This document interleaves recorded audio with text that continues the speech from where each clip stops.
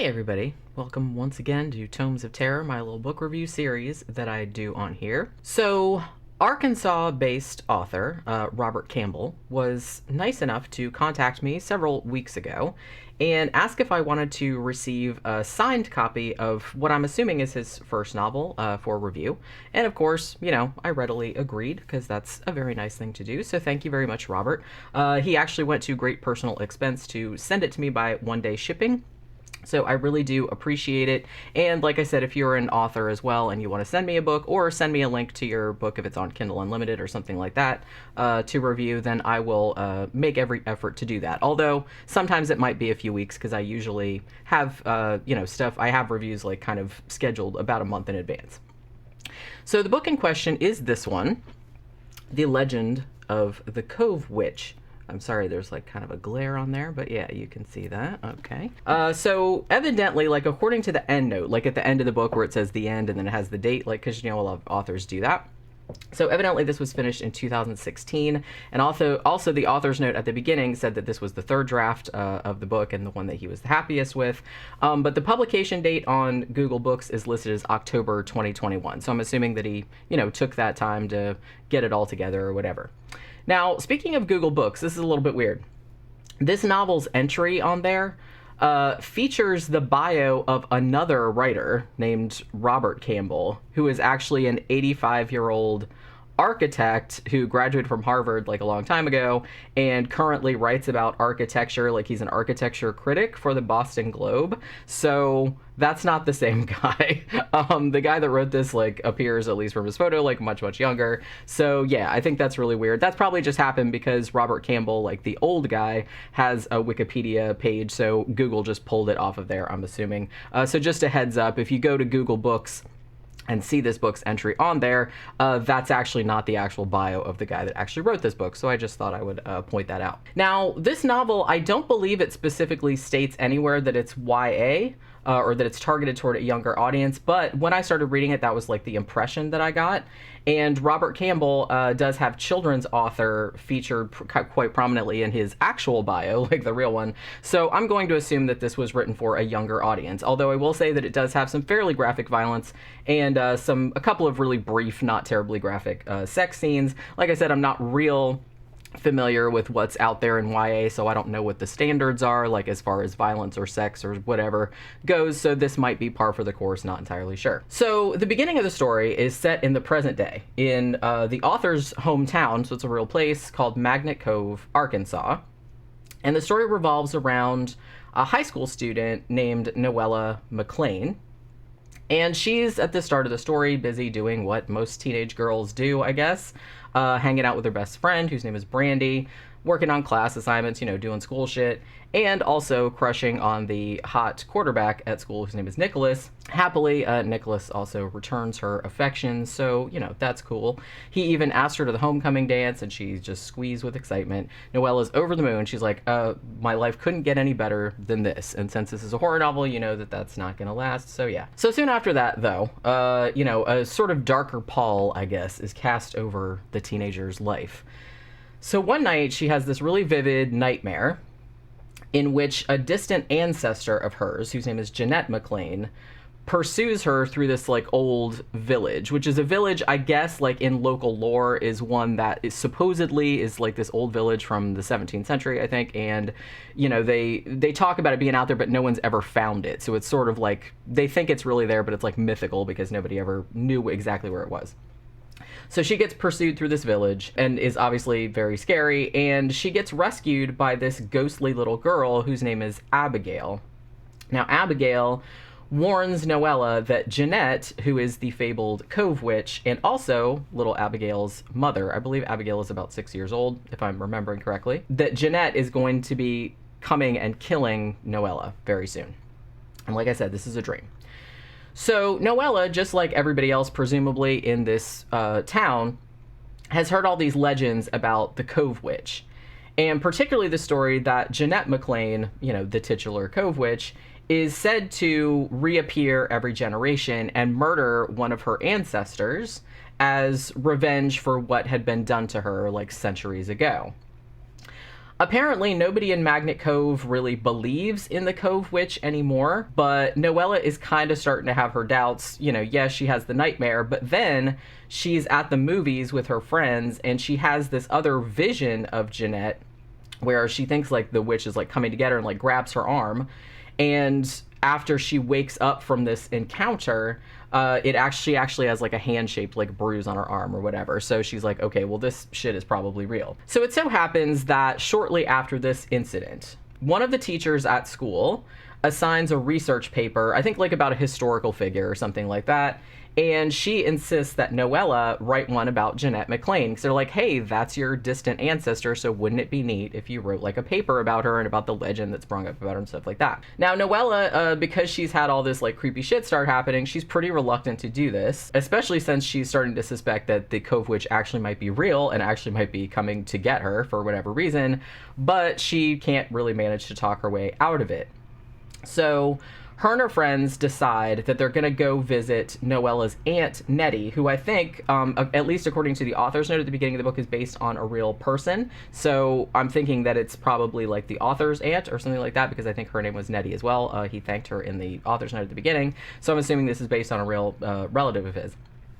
So Nettie seems like she's something like the family historian. Like she has like all of these things, like journals and, you know, documents and stuff like that, like from all their distant relations. So she has all that stuff.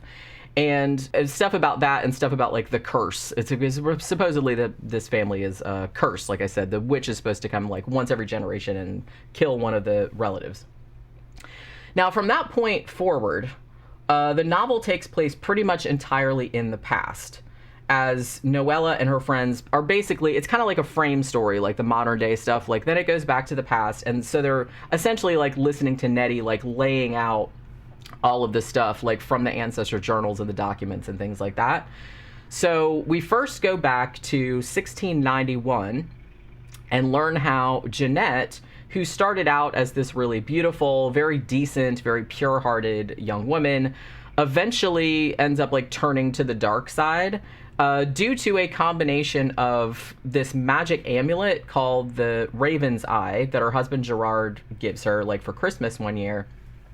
And sort of like her uncontained fury at this man. Well, at first it's just like one man, but like a guy named Magistrate Coleman, who is kind of like Witchfinder General motherfucker, where he's just kind of like, he's been burning innocent girls like his witches left and right.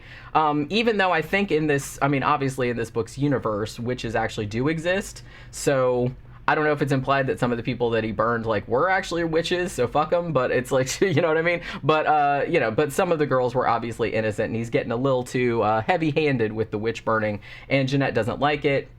And so she decides to take revenge on him, and that's kind of what is the catalyst for her, like, turning evil or, like, turning to the dark side. And also kind of, like, her lust for power, like, that comes from this amulet, which essentially the amulet, it kind of does a thing where, well, it also has to do with, there's this tree. It's like kind of like a magical tree. It's probably like a nematon or nemeton. I'm not sure how you pronounce it.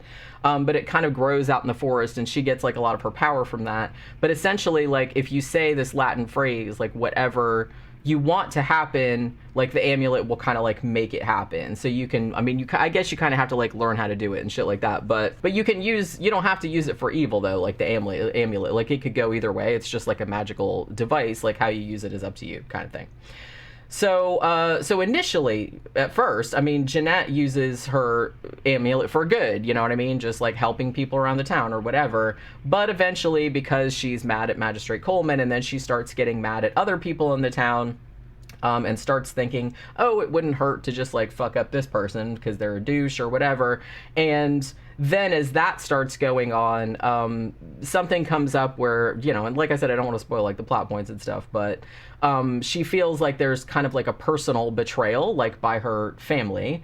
So she gets so mad that she essentially like ends up murdering like a whole bunch of the townsfolk, like in various horrible ways, including her daughter Abigail, who is 6 years old. That was kind of accidentally on purpose, kind of like that. I don't think she actually meant to kill her daughter, but it kind of ended up like that because she was like raging out or whatever. So as the story goes on, we jump ahead a bit. Like that's kind of the bulk of it, and then like there's sort of like a shorter section at the end which kind of like jumps ahead like to successive generations and like what happened in those generations. So it goes a little bit into, you know, this family was doing this and they're this relative, and then the witch came during this circumstance and fucked up this person and whatever. And then in between there's like little interludes, like where we come back to the present with Noella and the gang, and there's basically just a page where they're just kind of like, oh man, that was fucked up or whatever, and then we go back to the past again. So like I said, it's essentially like a frame story. Almost all of it, well, I don't know if it's almost all of it, but a good portion of the book like takes place in the past. Most of it in 1691, but then it skips ahead. And then like the very beginning and the very end are set in the modern day. So like at the end of the story, because you kind of knew that it was building up to this, because you've seen like the witch like appearing in every generation, and obviously she's going to appear in this generation and go after Noella. So she has to figure out some way to destroy the witch, which nobody has been able to do thus far because she's really powerful, and sort of like end the family curse forever. So she has to figure out like what to do that, you know, other people haven't figured out so far. Now, I will say, I love stories about witches. I love stories about intergenerational curses. So when both of those things are cooking, like I really, really like that kind of thing.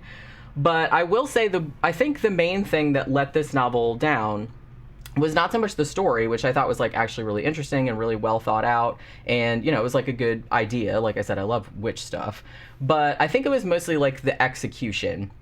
Now, according to the author's acknowledgments at the beginning of the book, the novel did have an editor, but it doesn't, I mean, and I hate saying this, but it's like it really seems like it didn't, because the book has a lot of like formatting and grammatical errors.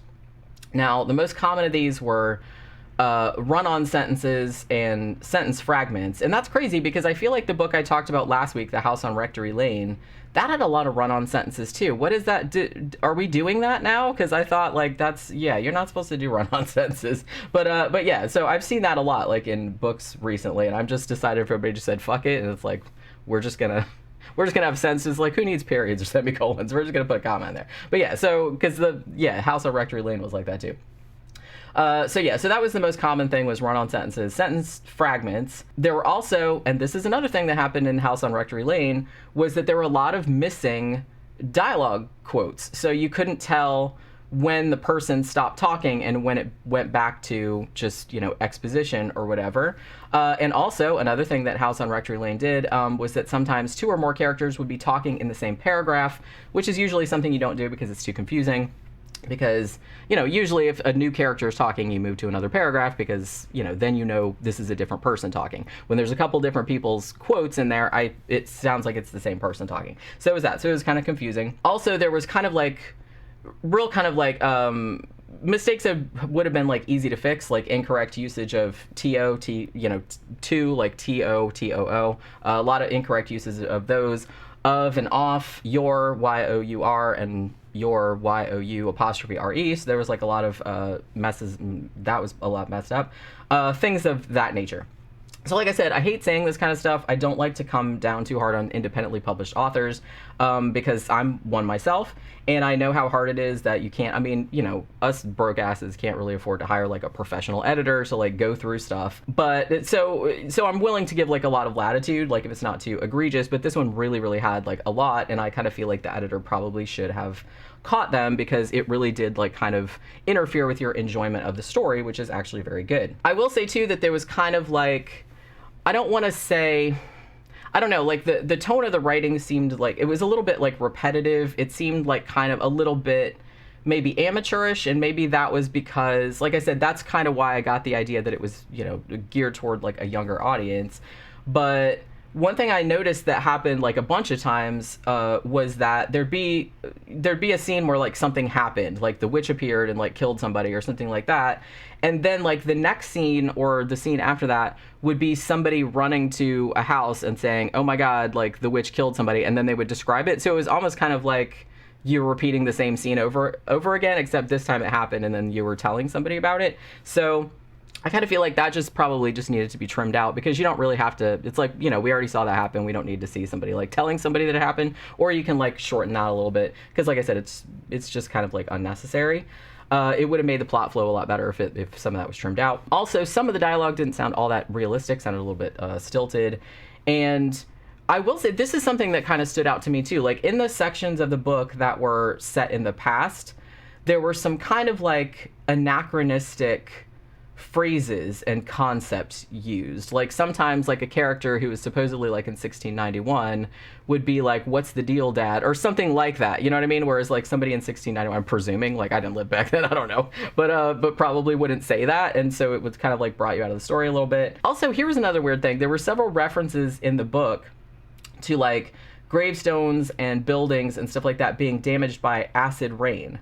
And I was like, maybe, I don't know, I'm not like a climate scientist or anything like that, but acid rain wasn't really a thing until like the 1970s, right? That was because of like industrialization and like too much chemicals being pumped in the atmosphere and causing acid rain. I thought that was like a 1970s thing. I didn't think it would have been a thing in the 17th century. I mean, I don't know, like I said, I don't know, but it was just like weird that it kept coming up. Also, I noticed a scene, and I could be totally off on this too, but like just from my understanding, okay, so there was a scene where the characters in 1691, I think it was in the 1691 section, were celebrating Christmas, but they were celebrating it very much the way modern people would celebrate it, which I'm pretty sure they didn't do in the 17th century. I mean, the Puritans actually outlawed Christmas because of its pagan association. So you'd kind of, if you wanted to celebrate, like people did celebrate it, but they kind of had to keep it on the DL a little bit because the Puritans were like, no, we don't like any of that kind of stuff. And it wasn't really, Christmas back then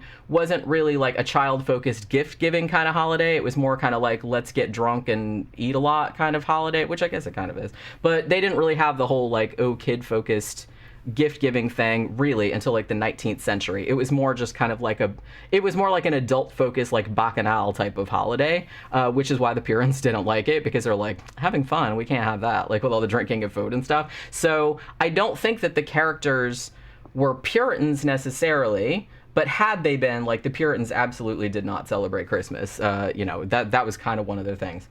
And, so that was something that just stood out to me. Like I said, I could have been way off because colonial America was kind of like all over the place with how they celebrated things. People did celebrate Christmas back then. I'm not saying that, but the Puritans for sure did not. And like I said, it wasn't celebrated anything like we celebrate it nowadays, really, other than like the feasting and the excessive drinking, which is mostly what it was. So there was that. So that was another thing that kind of like brought me out of the story a little bit, because it was supposed to be in the past and it was kind of like bringing me up to the modern day because it sounded too modern. So I will say, like, overall, there is absolutely an awesome story in here, and I really, really I love stories about witches. Like I said, I really, really like stories about family curses. I love that kind of shit. And I really, really liked the idea of Jeanette, the Cove witch, being this really like saintly, gracious woman who everybody loved, and then her getting the amulet, and then her, as it goes on, like perceiving that people in the village had wronged her or wronged others. Like she was almost trying to like justify it by saying she was trying to protect others, but then it got to a point where she was like into it, like she liked like fucking up other people. And so she, it was like a heel turn essentially. Like she was this wonderful person, but this amulet was maybe kind of, I don't know, I kind of got the feeling that maybe the amulet, even though you could use it for either good or evil, I almost kind of like got the feeling that it was kind of like the Ring of Power, you know what I mean? Like from Lord of the Rings, where if you had it, like it was just, the temptation to like fuck people up was just too great if you were like that kind of person. And it took like a really saintly person to not do that. And, even though she seemed very saintly, it still got the better of her, like, because at first she thought she was protecting people, and then people came after her, and they came after her sister, and she thought she was protecting her sister, and so she's like, well, I'm gonna fuck up all these people, like, to do it. And then, like, she just got more and more evil, like, as time went on. So I really liked that. I will say, one complaint I will say about that is I think that she, like, the heel turn was, like, too quick, like, she turned evil too fast. I kind of wish it would have been more of, like, a gradual downfall instead of, I'll do a couple good things and then fuck this, I'm gonna blow their heads up. I don't think she didn't blow anybody's head up, but you know what I mean. So I thought that was a little bit too fast, but I liked that being the core of the story, you know what I mean? So I really think there's like a really good story in here, and I really think the only thing that lets it down is the editing. I really kind of feel like this needed a better editor to clean up, all the run-on sentences, all the sentence fragments, clean up all the quotes, like move the quotes where they're supposed to be, like to other paragraphs and stuff like that, so it's more clear, like what's going on. Like I said, maybe edit out some of the stuff where the characters are telling people what just happened, because, we already saw what just happened, so we don't need to see it again. So there's that kind of thing. So I'm just saying, like I said, I really do appreciate Robert Campbell, you sending me this book. I really did have a good time reading it. I really do like the witch thing and everything like that. But yeah, so that'll do it for this Tomes of Terror, and I will see you guys on the next one. Bye.